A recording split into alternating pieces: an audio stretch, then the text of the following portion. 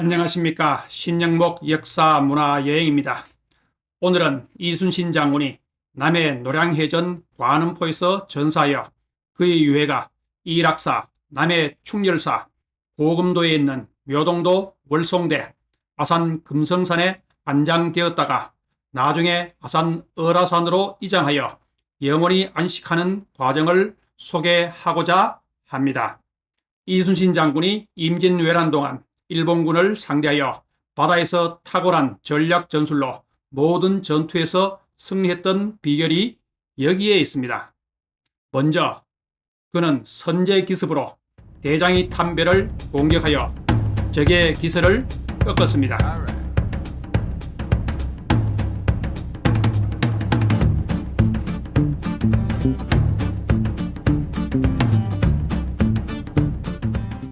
둘째, 목재로 된 배에 화공을 하여 피해를 극대화하였습니다.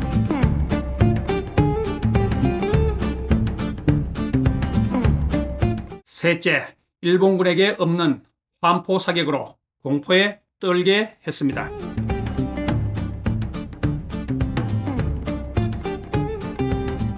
넷째, 그는 한산 대첩에서 펼친 하객진 등 현지 상황에 맞는 적절한 진법을 구사하여 모든 전투에서 승리를 하였습니다. 노량 앞바다가 지금은 평화롭기 그지없지만 425년 전 1598년 음력으로 11월 19일, 양력으로 12월 16일 한겨울에 조선과 명나라 연합군은 캄캄한 심야부터 시작하여 새벽녘이 되어서야 승패의 향방이 가려질 정도로 일본군과 치열하게 전투를 한 곳입니다. 관음포 공원에는 그가 죽기 전 마지막으로 남긴 유언, 전쟁 상황이 급하니 나의 죽음을 알리지 말라는 말을 큰 돌에 새겨놓았습니다. 죽어가는 상황에서도 절박한 승리를 기원하는 그의 마음을 읽을 수 있습니다. 현재 관음포 공원에는 이순신의 죽음을 기리는 유적 이락사가 있습니다. 이순신이 죽었다는 의미의 이락사는 언제 건립되었는지는 기록이 없어 알 수가 없습니다. 다만 1800년대 남해 지도에는 충무공 비각이라는 표기가 있고 기록에 의하면 이 비문과 비각은 1832년 이순신의 8대손 이황건이 세웠다고 합니다. 현재는 입구에 이락사는 현판이 있고 비각에는 큰 별이 떨어진 바다라는 의미의 대성운해라는 현판이 걸려 있습니다. 이 글씨는 1965년 관음포 유적지를 정비하면서 당시 대통령 박정희가 쓴 글씨라고 합니다. 이곳에 이순신의 유해를 잠시 안치했다는 설이 있지만 분명한 기록은 없습니다. 이락사에서 5분 정도 바다 쪽으로 걸어가면 노량 앞바다를 잘 볼 수 있는 천망대가 있습니다. 이곳은 방문객들이 노량 앞바다를 잘 볼 수 있도록 1990년대에 지은 누대이지만 나무가 많이 자라 바다가 잘 보이지 않는 게 아쉬웠습니다. 마침 날씨가 맑아 저 멀리 광양제철소와 순천만이 보입니다. 이렇게 아름답고 평화로운 바다에서 치열한 전투를 했다는 것이 상상이 되지 않습니다. 관음포에서 자동차로 10분 거리에 이순신 장군의 유해를 초빈했던 충렬사가 있습니다. 이곳은 이순신의 유해를 3일간 안치하고 빈소로 사용했던 장소입니다.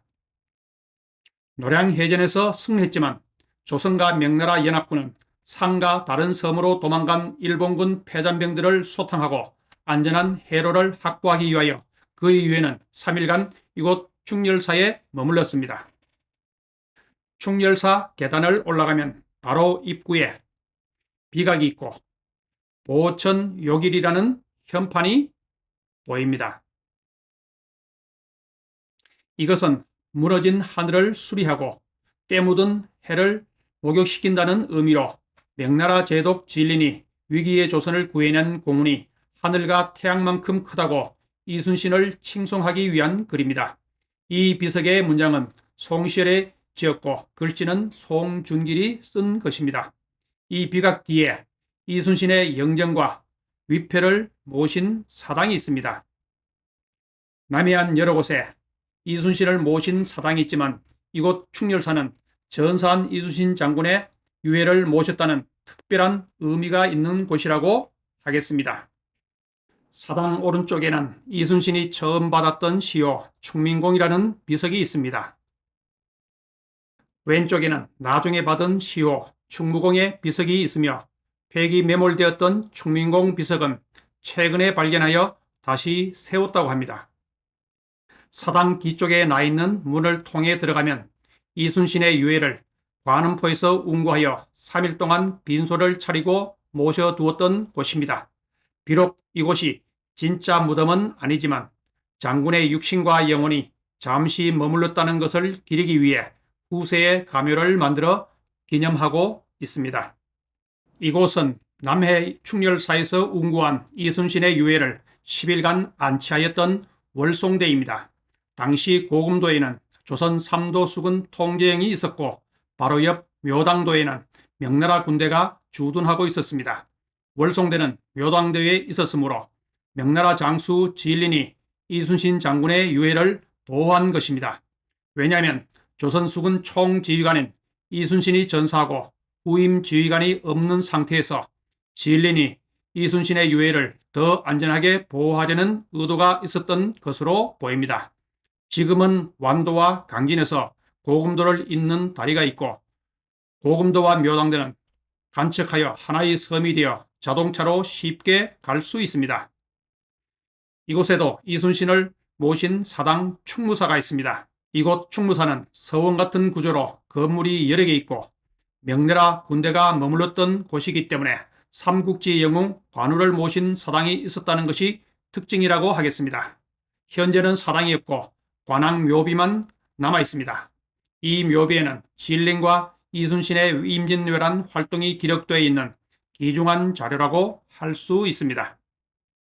이곳 위충암은 고금도를 출발한 이순신의 상여가 12월 중순에 아산에 도착하고 장례를 치르기 위해 노제를 지냈던 곳입니다. 이순신이 이 길을 지나 내려갈 때는 백의정군, 올라올 때는 죽어 상여로 돌아왔습니다. 여기서 조금 더 가면 1599년 2월 11일 이순신을 처음 안장했던 무덤 초장지가 있습니다. 초장지에는 명당이라는 생각이 들 정도로 좋은 자리에 위치하고 있습니다.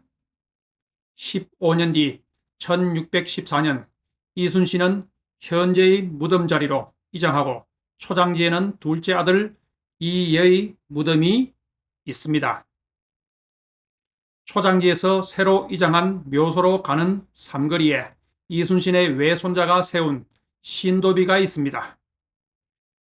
신도비 글은 당대 문장가 김육이 지었으며 1693년에 세웠습니다. 비석을 떠받치고 있는 거북의 해학적인 웃는 모습이 매우 인상적입니다. 여기서 약 5분 정도 걸어 올라가면 홍살문을 지나 저 멀리 이순신의 묘가 보입니다. 이곳은 이순신과 부인 방씨를 합장한 무덤입니다. 무덤 둘레석에는 전서체로 유명 수군도독, 조선국 정영의정, 덕궁부원군, 행삼도통제사, 시충무, 덕수이공지묘, 정경부인, 상주방씨, 부자라는 42글자가 새겨져 있습니다.